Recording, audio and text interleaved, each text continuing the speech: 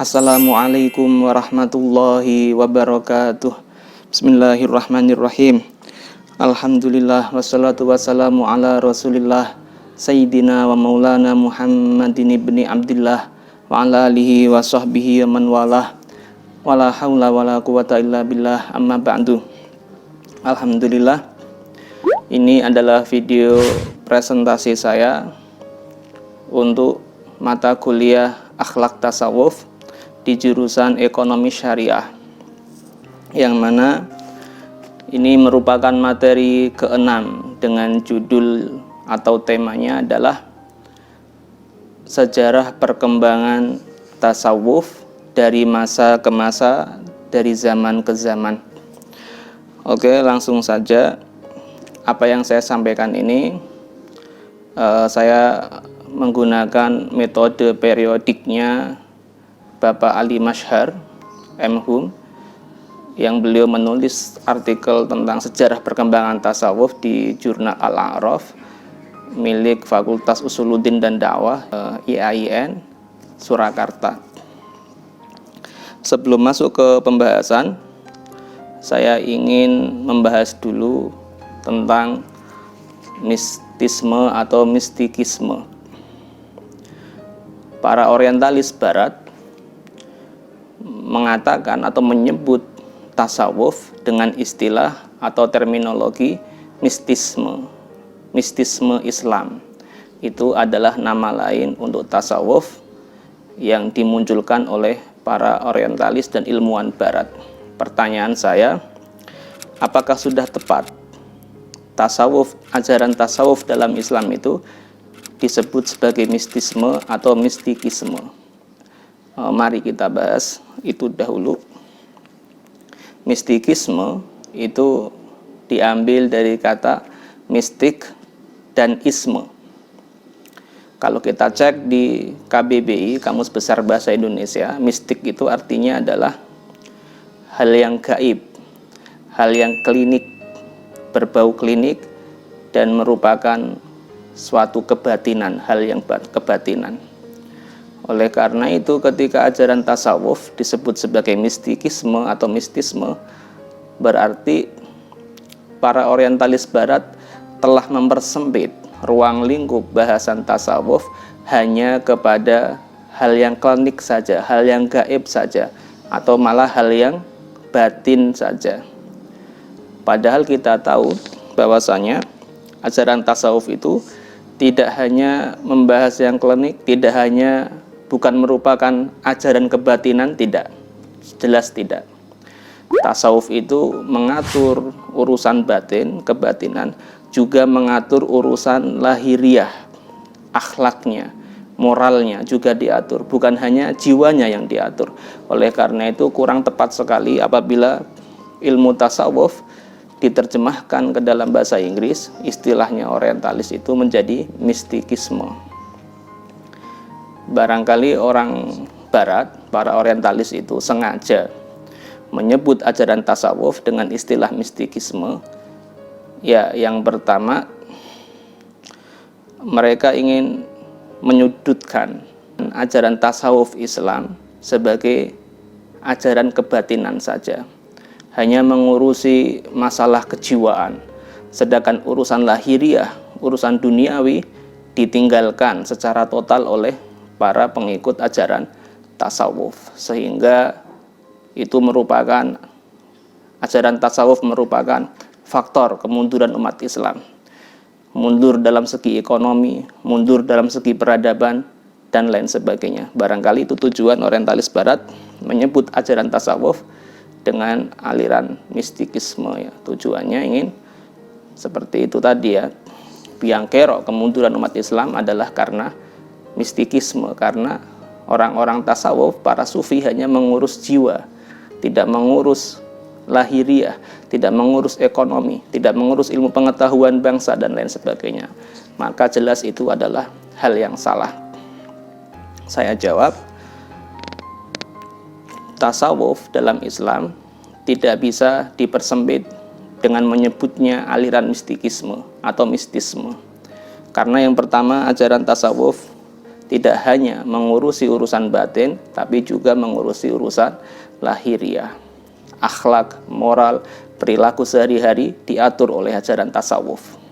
Kemudian jika ada tudingan atau tuduhan bahwasanya ajaran tasawuf adalah penyebab kemunduran umat Islam dan lain sebagainya, itu juga tidak tepat. Kenapa? Ya, karena orang-orang yang masuk ke dalam ajaran tasawuf secara sempurna, artinya batinnya dibersihkan, diluruskan, dan amalan lahirnya juga diluruskan, maka dia akan menjadi pribadi yang insanun kamilun, manusia yang mendekati kesempurnaan dalam aktivitasnya, dalam produktivitasnya, dan lain sebagainya. Oleh karena itu kita tahu para pejuang-pejuang Islam yang turun di medan perang, jenderal-jenderal yang tidak takut mati dalam membela kebenaran, mereka pengikut tasawuf. Ya, karena pengikut tasawuf sama sekali tidak takut mati, rela mengorbankan nyawa, rela mengorbankan harta benda, seluruh yang ia miliki ia korbankan di jalan Allah. Ini karena dorongan ajaran tasawuf. Maka dia menjadi pionir, panglima di medan perang, panglima di medan ilmu pengetahuan. Karena seorang setelah masuk tasawuf, dia belajar mengembangkan ilmu pengetahuan Islam. Tujuannya hanya satu, tujuannya bukan materi duniawi, tujuannya adalah mendapatkan ridho Allah, tujuannya adalah meninggikan agama Allah dengan segala hal yang ia miliki. Maka ilmu pengetahuan di zaman itu pun berkembang, karena para tokoh umat Islam yang mengikuti ajaran tasawuf ikhlas, tanpa pamrih apapun dalam mengembangkan ilmu pengetahuan itu, semata-mata hanya untuk Allah. Dalam bidang ekonomi, dalam bidang apapun, mereka adalah pionir, karena sepenuh jiwa raganya dicurahkan hanya untuk agama Islam, dan itu tanpa pamrih. Ini kalau kita melihat sejarah, kita akan menemukan bukti-buktinya. Kemudian apabila yang dimaksudkan oleh orientalis barat menyebut ajaran tasawuf dalam Islam dengan istilah mistikisme, itu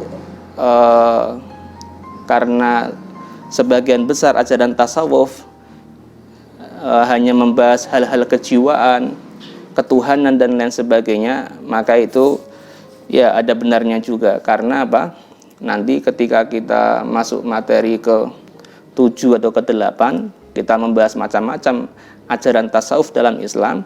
Di antaranya ada jenis tasawuf falsafi. Tasawuf falsafi ini ya banyak membahas masalah kejiwaan, banyak membahas masalah kebatinan, banyak membahas masalah ketuhanan, sifat-sifat Tuhan. Ya, ini barangkali yang disebut mistisme oleh orientalis barat. Akan tetapi mistisme itu cocok hanya untuk menyebut satu jenis dari berbagai macam jenis tasawuf yang ada dalam agama Islam. Yaitu yang cocok disebut sebagai mistisme adalah tasawuf falsafi dan atau tasawuf irfani. Adapun tasawuf akhlaki, tasawuf sunni, tasawuf amali tidak. Karena itu juga tasawuf tersebut juga mengurusi urusan lahiriah, tidak hanya mengurusi urusan batiniah, kejiwaan dan ketuhanan saja. Ya, ini sebagai pendahuluan. Kemudian kita masuk ke materi utama, yaitu sejarah perkembangan tasawuf dari masa ke masa. Bapak Ali Mashhari M.Hum dalam jurnalnya itu membagi-bagi periode masa lalu yang membahas sejarah perkembangan ilmu tasawuf menjadi paling tidak 5 periode. Yang pertama adalah periode pembentukan. Yang pertama adalah masa pembentukan ilmu tasawuf itu sendiri.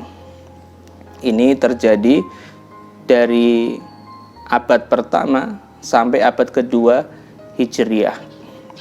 Pada video sebelumnya, materi ke-5, pernah saya jelaskan bahwasanya cikal bakal ilmu tasawuf itu sudah ada sejak zaman Nabi, sudah ada sejak zaman sahabat-sahabat Nabi. Ya, oleh karena itu masa pembentukan itu sudah dimulai di zaman Nabi sendiri. Nabi memberi contoh, begitu pula sahabat-sahabat Nabi memberi contoh ajaran-ajaran tasawuf yang bersumber dari Al-Quran dan dari tingkah laku Nabi Muhammad Sallallahu Alaihi Wasallam. Kemudian di akhir abad ke-1 atau awal abad ke-2 muncul seorang tokoh ulama dari kalangan tabi'in yang bernama Al-Imam Hasan Al-Basri. Beliau wafat di tahun 110 Hijriah, berarti termasuk ulama awal abad kedua ya beliau. Hasan Al-Basri ini adalah pionir dalam hal ketasawufan. Seorang ulama besar dari kalangan tabi'in yang sangat menonjolkan ciri-ciri seorang sufi dalam dirinya. Ciri atau karakter ajaran tasawuf yang dimunculkan oleh Sayyidina Hasan Al-Basri ini adalah kezuhudan. Beliau dengan ketat mengajak umat kepada kezuhudan, yaitu menghindari apa yang dinamakan materialisme, lebih mementingkan dunia, lebih mementingkan kesenangan dunia daripada kehidupan akhirat. Dan ciri yang lain dari ajaran tasawuf Sayyidina Hasan Al-Basri ini adalah ajaran tasawuf di saat itu, di zaman beliau itu sangat ketat, sangat erat hubungannya dengan syariat Islam. Artinya ajaran tasawuf harus selaras serasi sejalan dengan syariat Islam. Ini ciri-ciri tasawuf di masa beliau, Sayyidina Hasan Al-Basri. Kemudian setelah beliau ada tokoh sufi lagi dari kalangan perempuan bahkan yang bernama Sayyidah Rabi'ah Al-Adawiyah yang wafat di tahun 185 Hijriah, ya, di akhir abad pertama Hijriah. Kalau Sayyidah Rabi'ah Al-Adawiyah ini, ciri utama ajaran tasawuf beliau adalah cinta, mahabbah kepada Tuhan Yang Maha Esa. Dalam syair-syairnya sering beliau menyampaikan bahwasanya seandainya Allah tidak menciptakan surga, seandainya Allah tidak menciptakan neraka, maka aku, kata Rabi'ah Al-Adawiyah, akan tetap menyembah Allah Subhanahu wa taala. Karena aku menyembah Allah, karena aku melaksanakan syariatnya Allah, bukan karena takut neraka, bukan karena mengharap surga, tidak. Tapi aku menyembah Allah hanya satu alasan, yaitu cinta, mahabbah. Saya cinta kepada Allah, maka saya sembah Dia. Itu saja alasannya. Ajaran mahabbah seperti ini yang diajarkan oleh Rabi'ah Al-Adawiyah sebenarnya juga diambil dari praktik atau laku Nabi Muhammad Sallallahu Alaihi Wasallam sendiri. Contohnya dalam sebuah hadis riwayat Siti Aisyah misalnya, pernah suatu kali Nabi itu ibadah malam, qiyamul lail, sholat malam, lama sekali. Sholat, selesai, salam, takbir lagi, sholat lagi. Sampai tumitnya Nabi itu dilihat, diperhatikan oleh Siti Aisyah, istri beliau, sampai bengkak tumitnya. Siti Aisyah yang tidak tega kekasihnya, tumitnya sampai bengkak seperti itu gara-gara kebanyakan sholat, Siti Aisyah berkomentar, "Ya Rasulullah, apakah tidak cukup? Bukankah engkau ini seorang nabi besar yang mana seluruh dosa-dosamu yang telah lalu sudah diampuni oleh Allah Subhanahu wa taala. Begitu pula dosa-dosamu yang akan datang pun sudah diampuni oleh Allah. Artinya engkau itu jaminan surga ya Rasulullah. Tetapi kenapa engkau masih tetap gigih, giat, rajin menyembah Allah sebanyak itu? Beribadah kepada Allah sebanyak itu?" Apa jawab Nabi Muhammad Sallallahu Alaihi Wasallam? Jawab Nabi adalah, "Afala uhibbu an akuna abdan syakura." Wahai Siti Aisyah, apakah tidak pantas jika aku ini menjadi hamba yang bersyukur? Artinya Nabi menjawab bahwasanya ibadahku ini bukan karena surga neraka itu, tapi aku ingin menunjukkan kepada Tuhan saya bahwasanya aku ini hamba yang bersyukur kepadanya.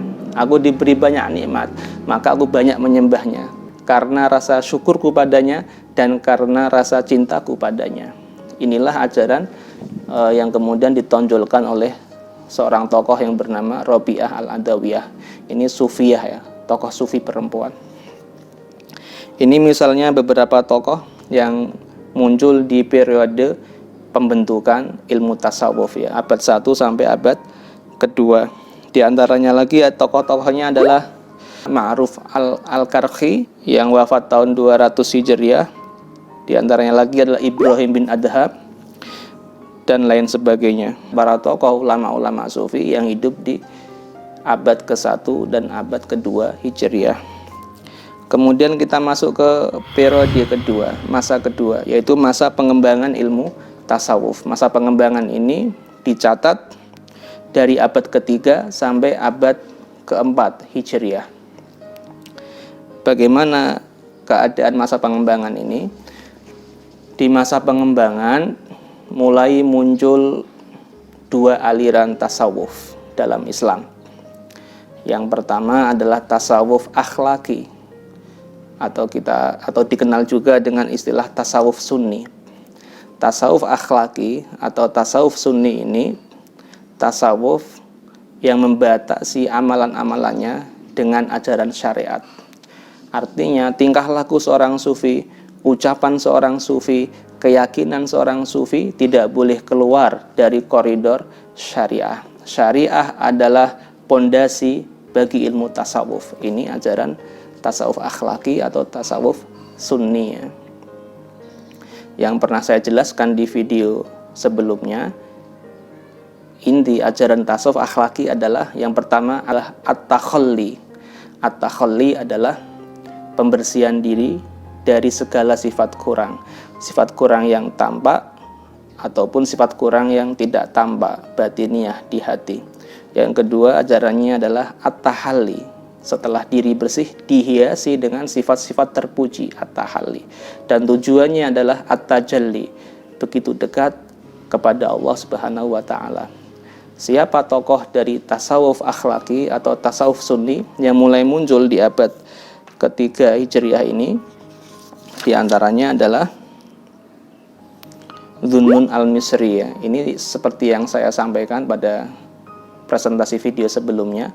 Dhunnun al-Misri adalah peletak dasar ilmu tasawuf corak akhlaki.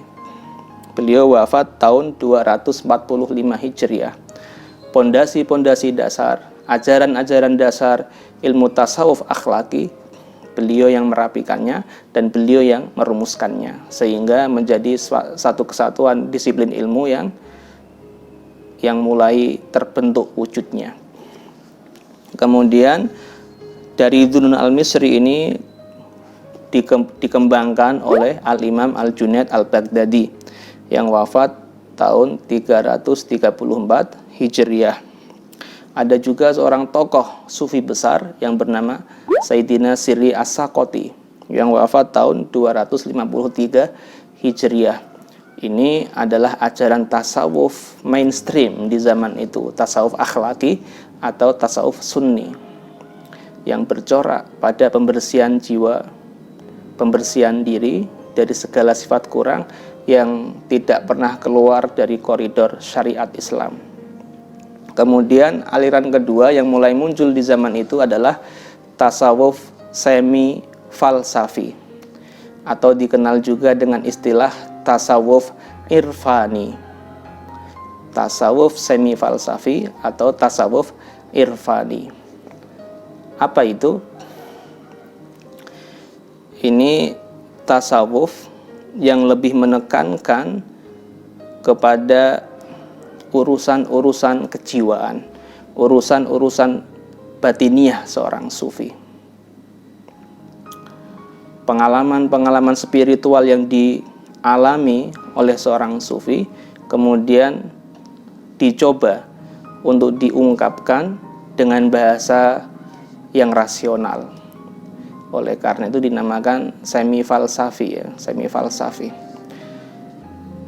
pengalaman-pengalaman tentang perjalanan menempuh makom-makom, hal-hal dicoba oleh tokoh-tokoh sufi dari kalangan semi falsafi ini menggunakan bahasa-bahasa semi filsafat ya. Dia mencoba supaya pengalaman batiniahnya bisa disampaikan ke sahabat-sahabat dan murid-muridnya. Tokoh-tokohnya ada di antara tokoh-tokoh ajaran tasawuf semi falsafi atau irfani ini, yang paling terkenal adalah Abu Yazid Al-Bustami yang wafat di tahun 261 Hijriah. Kemudian ada Husain bin Mansur Al-Hallaj yang wafat di tahun 309 Hijriah. Yang menarik di sini saya ingin membahas sedikit tentang Syekh Husain Mansur Al-Hallaj yang beliau meninggalnya karena dihukum pancung di Baghdad atau di Irak. Al-Hallaj ini seorang tokoh dari kalangan tasawuf semi falsafi atau irfani yang merupakan pelopor memperkenalkan ajaran wihdatul wujud, kesatuan. Apa itu wihdatul wujud? Wihdatul wujud ini kalau secara bahasa ya, bukan secara istilah, secara bahasa adalah kesatuan antara makhluk dengan Tuhannya.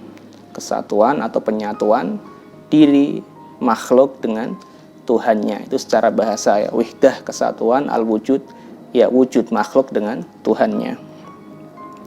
Ini kalau secara bahasa lebih condong dengan ajaran panteisme ya. Panteisme yang menyatakan bahwasanya alam semesta itu ya Tuhan itu sendiri ya. Tapi itu secara bahasa.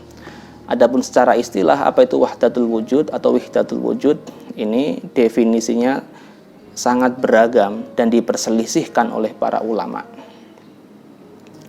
Untuk lebih jelasnya saya kasih contoh langsung saja. Al-Hallaj, kenapa dia dihukum mati? Al-Hallaj dihukum mati karena statementnya, ucapannya. Dia mengatakan, ma fi jubbati illallah. Tidak ada di dalam jubah atau pakaian saya ini kecuali adalah Allah. Di dalam jubah yang saya pakai ini adalah Allah. Artinya berarti dirinya itu adalah Allah, Tuhan. Ini contoh ungkapan kontroversial Al-Hallaj yang membawanya kepada hukuman mati. Ungkapan-ungkapan aneh seperti ini dalam istilah tasawuf disebut sebagai syatohat.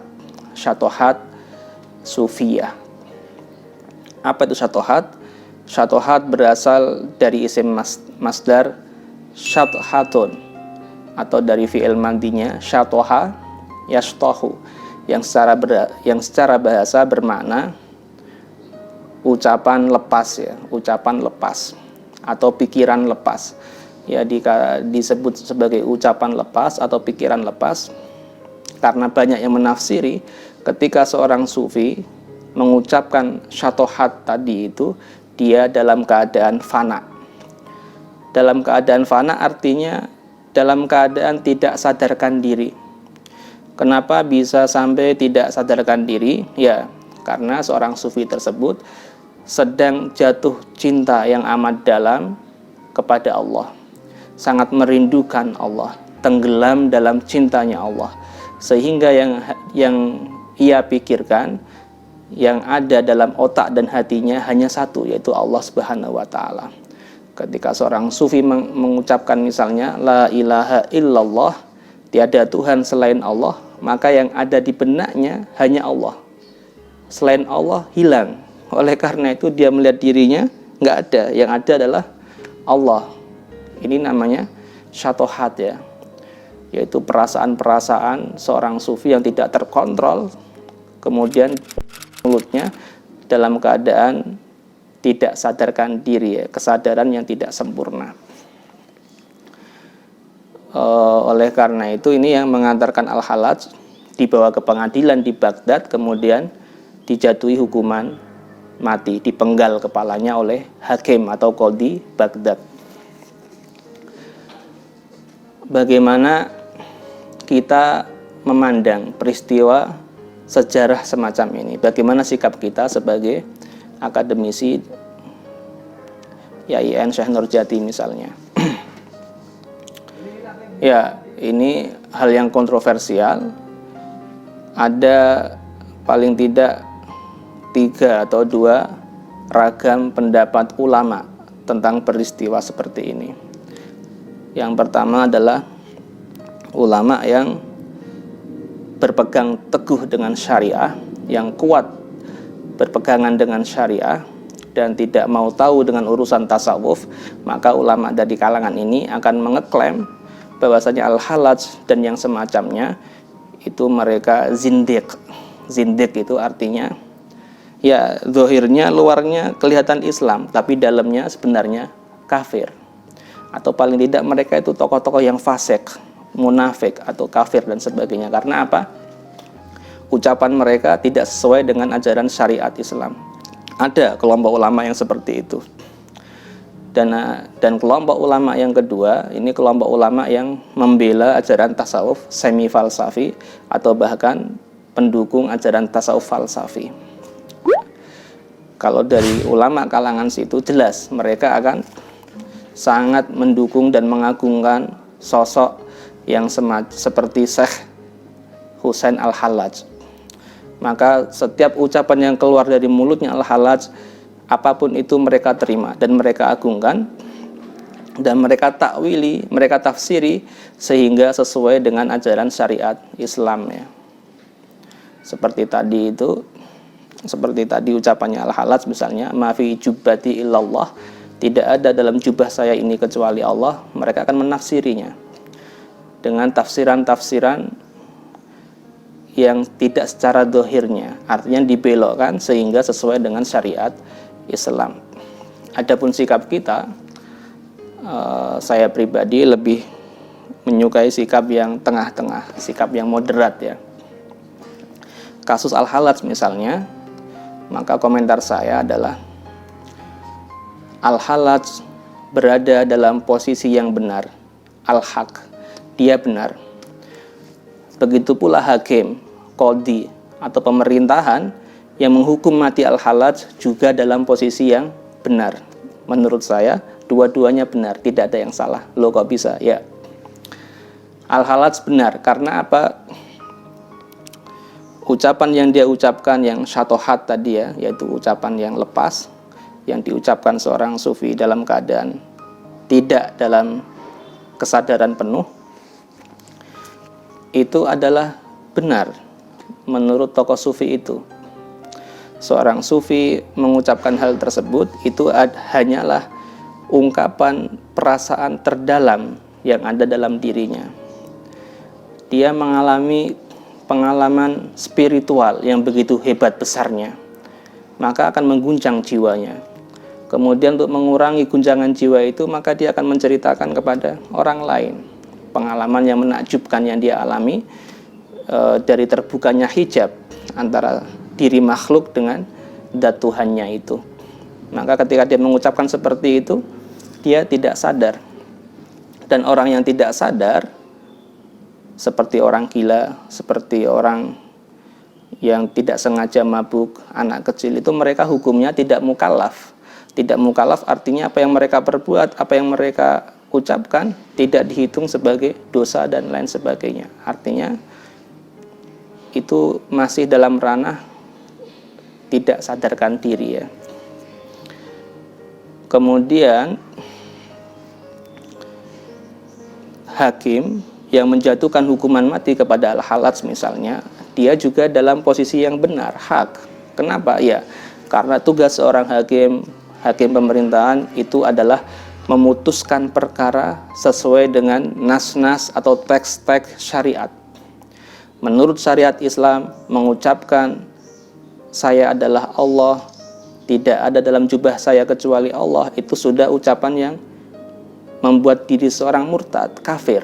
Karena ajaran tauhid Islam ada sifat Allah yang berbunyi mukhalafatul lil hawadisi, berbeda dari makhluk. Allah itu berbeda dari makhluk, tidak mungkin menyatu seperti itu. Kalau ada yang meyakini seperti itu, berarti sudah keluar dari agama Islam. Dan apabila ajaran itu diajarkan ke murid-murid, ke sahabatnya, ke masyarakatnya, ini membahayakan akidah masyarakat, maka tokohnya harus diberhentikan. Kalau mau bertobat, berhenti menyebarkan ajarannya, silahkan. Tapi kalau masih terus-menerus seperti itu, maka harus dihentikan dengan hukuman mati.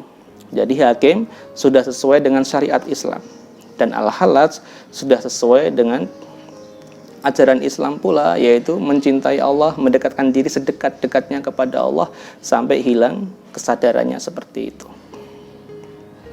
Ya, ini kalau menurut pendapat saya ya. Ya, sebenarnya fokus materi akhlak tasawuf kita ini tidak terlalu dalam ke masalah syatohat tadi ya, ucapan-ucapan lepas yang diucapkan oleh para tokoh sufi falsafi terutamanya ya. Kita lebih condong ke ajaran tasawuf akhlakinya saja. Akan tetapi karena tuntutan akademik ya, perlu juga kalian ketahui istilah-istilah seperti itu ketika nanti terjun di masyarakat ya, punya pengalamannya.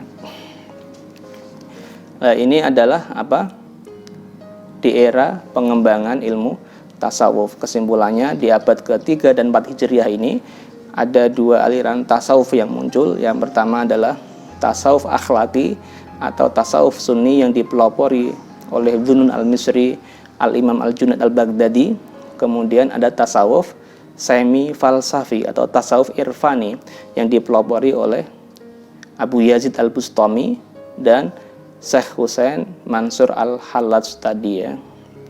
Ya, irfani itu seperti itu ya. Lebih banyak membahas ketuhanannya daripada urusan-urusan syariat, daripada urusan-urusan akhlak, moral, adab. Lebih fokus masalah ketuhanan, bagaimana seorang hamba itu begitu dekat dengan Tuhannya, ia gunakan segala rasa dan pikirannya untuk itu. Itu tasawuf irfani ya.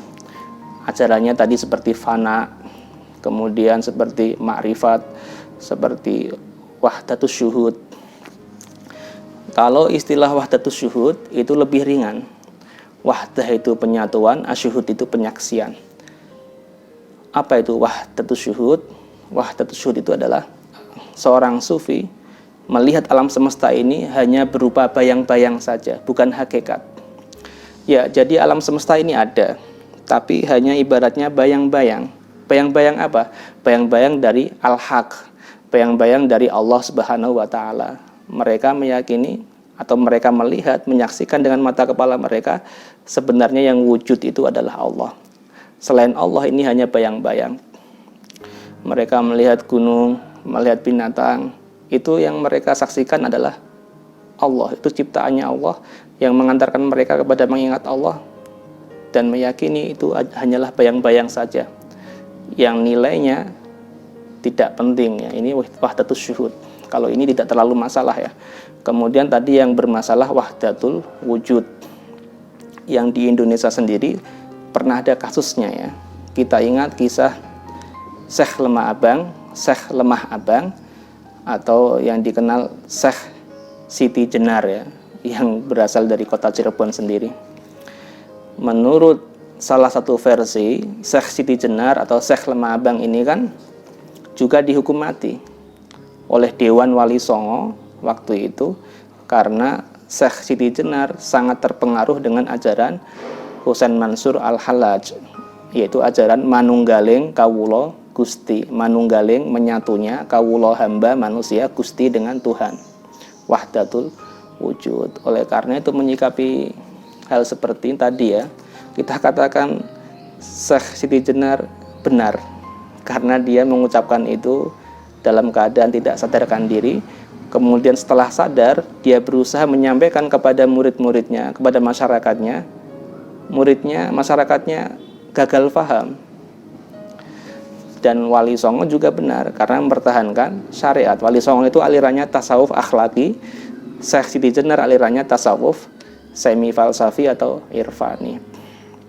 Ya, jadi seperti itu ya. Jadi pengalaman-pengalaman spiritual yang dialami oleh tokoh sufi semi falsafi atau irfani ini, kadang ketika mereka sadar, mereka mencoba menyampaikan kepada umat, tapi umat gagal paham. Karena apa? Ya, pengalaman spiritual sufi itu ya harus dialami sendiri. Selamanya akan sulit untuk diteorikan, diungkapkan dengan kata-kata. Pasti pendengar akan salah paham, gagal paham jika pendengarnya belum pernah merasakan pengalaman spiritual itu sendiri.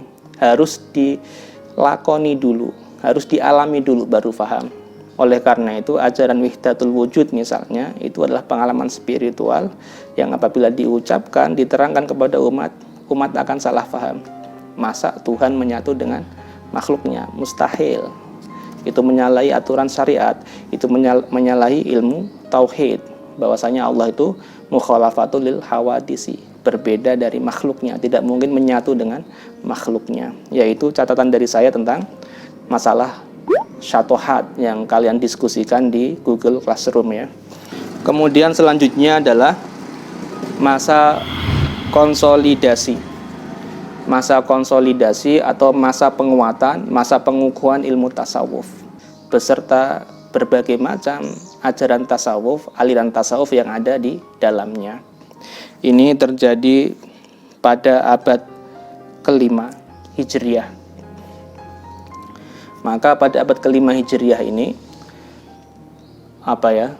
persaingan atau dalam tanda petik pertarungan dua mazhab tadi semakin meruncing, yaitu mazhab tasawuf akhlaki yang berpegang teguh dengan ajaran syariat dan ajaran tasawuf irfani yang akhirnya nanti menjelma menjadi ajaran tasawuf falsafi, yaitu yang lebih mengutamakan adanya pengalaman spiritual seorang sufi tentang ketuhanan.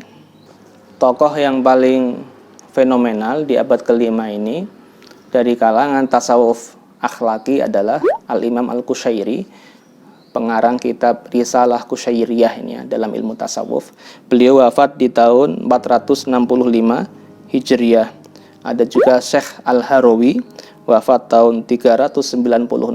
Kemudian masuk abad ke-6 Hijriah, muncul tokoh yang sangat besar sekali, Al-Imam Muhammad Al-Ghazali. Al-Imam Al-Ghazali, beliau wafat tahun 505 Hijriah.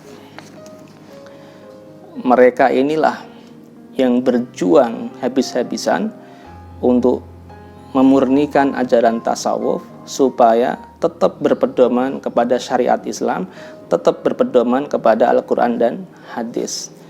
Oleh karena itu, sebelum orang terjun ke dunia tasawuf, akidahnya harus dimantapkan dahulu, syariatnya harus dimantapkan dahulu, baru masuklah ke dunia tasawuf. Mereka Al-Imam Al-Qushairi, Al-Imam Al-Ghazali ini secara akidah menganut kepada tokoh ulama yang muncul sebelum mereka, yaitu Al-Imam Abul Hasan Al-Asy'ari, pendiri mazhab Asy'ariyah dalam ilmu tauhid, dalam kajian teologi Islam. Beliau wafat di tahun 324 Hijriah. Begitu pula muncul Al-Imam Abu Mansur Al-Maturidi, pendiri mazhab Maturidiyah dalam ajaran tauhid atau teologi Islam, yang mana beliau wafat tahun 333 Hijriah. Dua tokoh inilah, Al-Imam Al-Asy'ari dan Al-Imam Al-Maturidi, yang menjadi pegangan kokoh dalam ilmu tauhid, dalam ilmu akidah Islam, dipegang kuat oleh para tokoh sufi dari kalangan tasawuf akhlaki seperti Al-Imam Al-Qushairi dan Al-Imam Al-Ghazali yang telah saya sebutkan tadi, Al-Imam Al-Harawi juga ya. Ya, bisa disebut juga ya, masa konsolidasi ini adalah masa penguatan ajaran tasawuf akhlaki, di mana di masa itu besar-besaran para tokoh sufi tasawuf akhlaki itu berusaha membawa kembali ajaran tasawuf ke pangkuan syariat Islam, Al-Quran dan hadis, dengan cara menguatkan dulu pondasi akidahnya mengikuti Al-Imam Al-Asy'ari dan Al-Imam Al-Maturidi. Kemudian D adalah masa berkembangnya tasawuf falsafi. Ini terjadi di abad ke-6 dan di abad ke-7 Hijriah. Artinya di abad ini, di masa pengembangan tasawuf falsafi ini, maka sesuai dengan judul periodenya, tasawuf falsafi bangkit kembali dan berkembang dengan pesat. Tokoh-tokohnya diantaranya adalah muncul seorang tokoh yang bernama Ibnu Arabi, Syekh Muhyiddin Ibnu Arabi, yang wafat di tahun 635 Hijriah. Kemudian tokoh lagi yang bernama Syekh Suhrawardi Al-Maktul, ya, Suhrawardi Al-Maktul, artinya juga yang dihukum mati, ya, Suhrawardi yang dihukum mati, juga karena ajaran Wahdatul Wujudnya. Ada tokoh yang bernama Ibnu Sab'in, Ibnu Farid, kemudian ada lagi Ibnu Sina, Al-Farabi, dan lain sebagainya, para pendukung tasawuf falsafi. Tasawuf falsafi ini meneruskan kembali ajaran tasawuf irfani atau tasawuf semi falsafi, ya. Artinya, ya, perjalanan seorang sufi itu lebih terfokus kepada pengalaman spiritual pada diri seorang sufi, berusaha bagaimana seorang sufi itu berhasil menghilangkan hijab antara dirinya dengan Tuhannya. Ajarannya yang populer tadi, ya, Wahdatul Wujud, manunggaling kawula Gusti. Kemudian ada makom-makom, ada yang dinamakan al-fana tadi, ya. Itu istilah-istilah yang akan kita pelajari secara khusus di materi ke-7 kalau tidak salah, ya. Kemudian di abad ke-7 ini, selain tasawuf falsafi berkembang pesat, begitu pula tasawuf akhlaki pun tidak ketinggalan, juga mengalami perkembangan yang pesat. Oleh karena itu, dari tasawuf akhlaki ini muncul orde-orde atau ajaran-ajaran thariqat. Mulai berkembang thariqat-thariqat dalam ilmu tasawuf. Oleh karena itu kemudian tasawuf akhlaki ini lebih dikenal dengan istilah tasawuf amali. Ya, karena seorang sufi di dalam tasawuf amali ini berusaha mendekatkan diri kepada Allah bukan dengan pengalaman spiritual, tetapi dengan amalan-amalan ibadah yang diperbanyak, wirid-wirid, zikir-zikir yang diperbanyak, dan itu mereka tempuh melalui masuk ke dalam ajaran thariqat. Thariqat yang muncul di masa itu sangat banyak, di antaranya thariqat Qadiriyah yang didirikan oleh Syekh Abdul Qadir Al-Jailani di Baghdad. Beliau wafat tahun 651 Hijriah. Syekh Abdul Qadir Al-Jailani ini dikenal dengan, kita menyebutnya Sultanul Aulia, sultannya, rajanya para wali. Mendirikan thariqat Qadiriyah. Kemudian ada thariqat Naqsyabandiyah yang didirikan oleh Muhammad bin Bahauddin An-Naqsyabandi di Asia Tengah, ya. Beliau wafat tahun 791 Hijriah. Kemudian ada thariqat Tijaniyah, ini berkembang di Fes, Maroko. Kemudian ada thariqat Rifaiyah yang berkembang di Irak, ada thariqat Syadiliyah yang berkembang di Tunis, dan sebagainya. Artinya banyak sekali thariqat-thariqat yang muncul dalam dunia tasawuf. Mahasiswa ada yang bertanya, kenapa perlu ada thariqat dalam dunia tasawuf itu? Maka jawabannya seperti ini, ya. Contoh ini saya pakai analogi yang mudah. Di zaman sekarang ini, misalnya dalam dunia kedokteran, ya, itu muncul banyak penyakit, muncul banyak virus yang semakin aneh-aneh, yang obatnya pun semakin sulit ditangani. Oleh karena itu, di zaman ini muncul banyak spesialisasi jurusan kedokteran. Ada dokter spesialis gigi, dokter spesialis penyakit dalam, dokter spesialis kandungan, dan rumah sakitnya pun beraneka ragam. Rumah sakit khusus melahirkan, rumah sakit khusus diabetes, dan sebagainya. Saya kembali bertanya, kenapa di zaman ini didirikan banyak rumah sakit yang berbeda-beda? Kenapa ada jurusan kedokteran spesialisasi, ya, yang berbeda-beda? Jawabannya adalah ya karena masyarakat ini di zaman sekarang ini terkena penyakit yang macam-macam. Maka perlu dibangun rumah sakit yang bermacam-macam.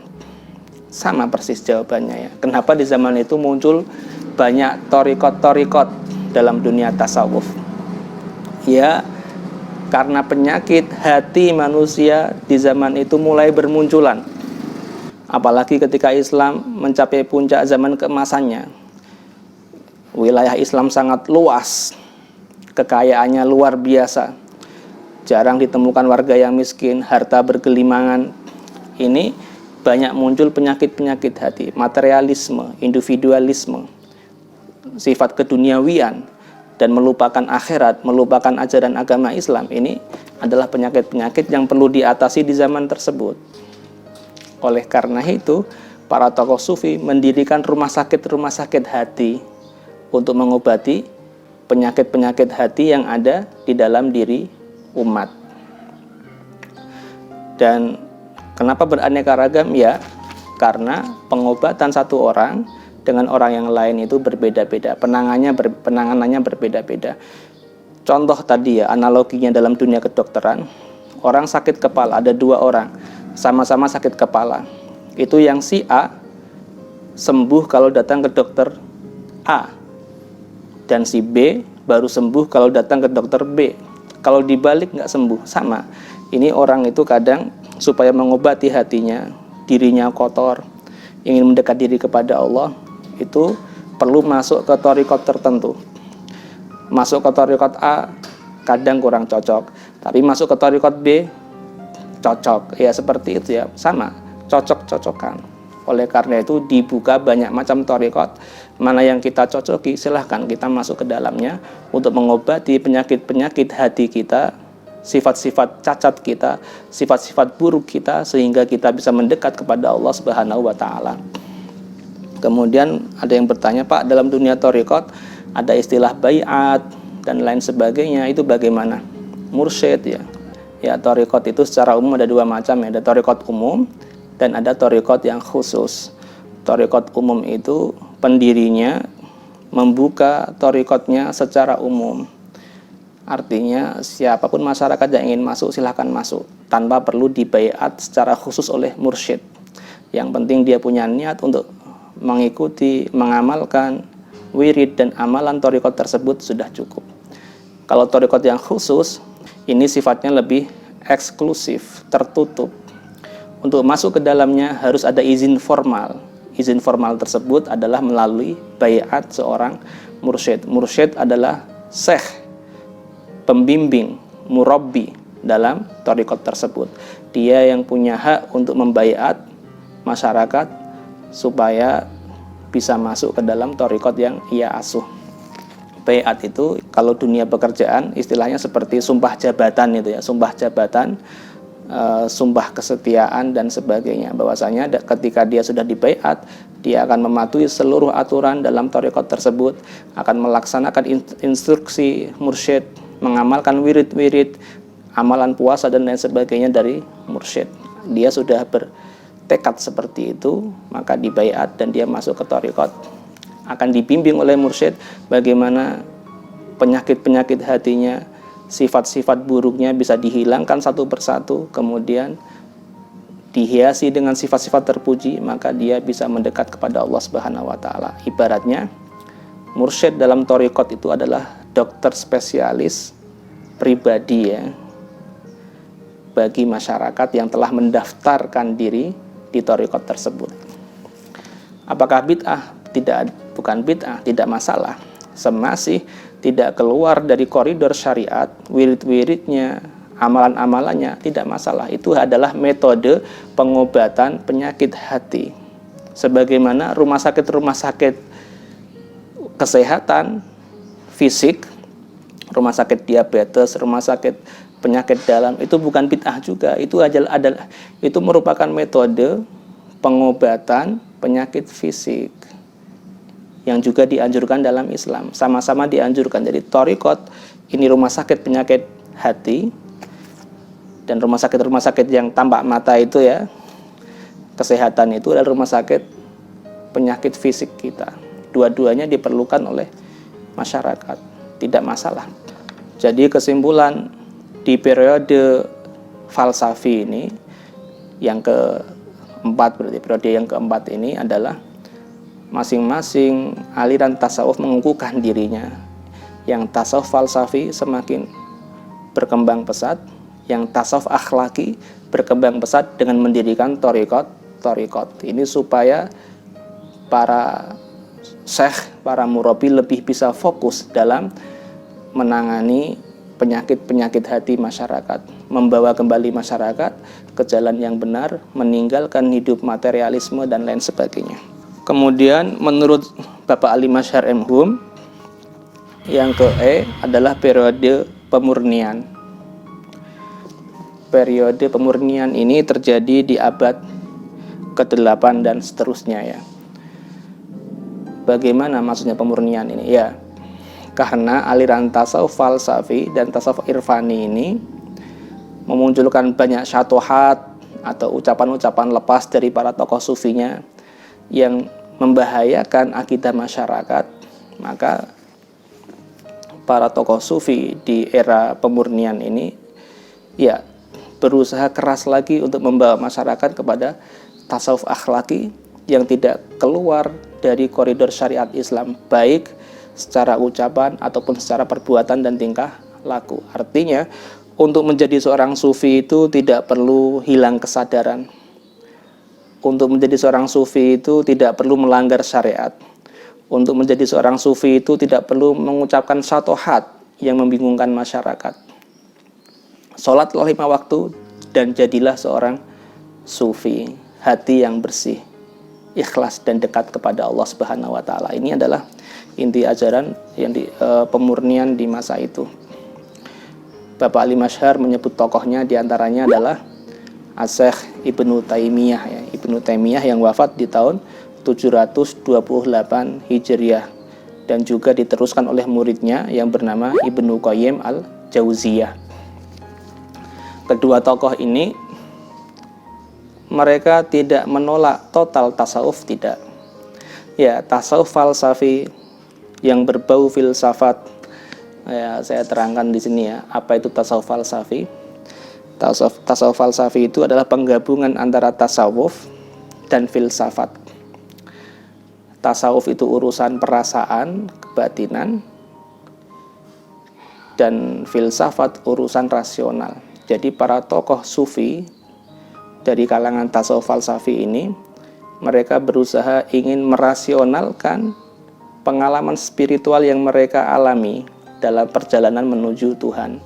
Oleh karena itu muncullah syatohat yang sulit difahami oleh masyarakat umum ya, karena itu pengalaman spiritualnya pribadi kok dibahasakan, diungkapkan kepada masyarakat dengan menggunakan campuran bahasa filsafat, istilahnya merasionalkan perasaan. Maka memang agak sulit ya. Oleh karena itu di masa pemurnian ini tidak perlu jauh ke sana. Jika kalian mengalami pengalaman spiritual, dah itu khusus pribadi kalian, jangan disebarkan ke masyarakat. Bisa bingung mereka, akidahnya bisa kacau. Ini adalah ajaran pemurnian yang disampaikan. Kemudian penting dicatat di sini adalah ada sebuah kelompok yang bernama Wahabiyah Salafiyah yang muncul dari Saudi Arabia. Kalau kelompok ini ya, meskipun mereka mengaku menganut kepada ajaran Syekh Ibnu Taimiyah, akan tetapi sikap mereka terhadap ilmu tasawuf berbeda jauh. Kalau kelompok Wahabiyah, mereka secara total menolak apa yang namanya tasawuf, menolak segala hal yang muncul dari tokoh seorang sufi. Meskipun itu sufi falsafi, sufi irfani, sufi amali, sufi akhlaki, semuanya ditolak, semuanya bid'ah, semuanya melanggar syariat. Ini menurut kelompok Wahabiyah. Kalau guru mereka Ibnu Taimiyah tidak seperti itu. Ibnu Taimiyah masih memilih mana tasawuf yang sudah keluar dari koridor syariat dan mana tasawuf yang masih sesuai dengan koridor syariat dan dianjurkan untuk diikuti. Artinya Ibnu Taimiyah masih mengacungkan jempol kepada para tokoh sufi akhlaki, sufi amali, pemimpin-pemimpin thariqat. diakui kewaliannya oleh Ibnu Taimiyah. Kemudian di abad modern, pemurnian itu coba dikembangkan lagi, coba digiatkan lagi oleh tokoh-tokoh seperti Syekh Muhammad Abduh Mesir ya, kemudian Fazlur Rahman dan lain sebagainya. Artinya ya khurafat, syatohat hendaknya dikurangi. Itu pengalaman pribadi, tidak perlu disampaikan atau diceritakan ke masyarakat umum. Kemudian lebih fokus memperbaiki hati, memperbaiki sikap, memperbaiki perilaku dengan memperbanyak riyadhah, latihan, membaca wirid, melakukan amalan puasa dan lain sebagainya, sehingga hatinya menjadi bersih, sikapnya menjadi baik, dan dia diterima oleh Allah Subhanahu wa Ta'ala. Ya, sebagai penutup presentasi video ini,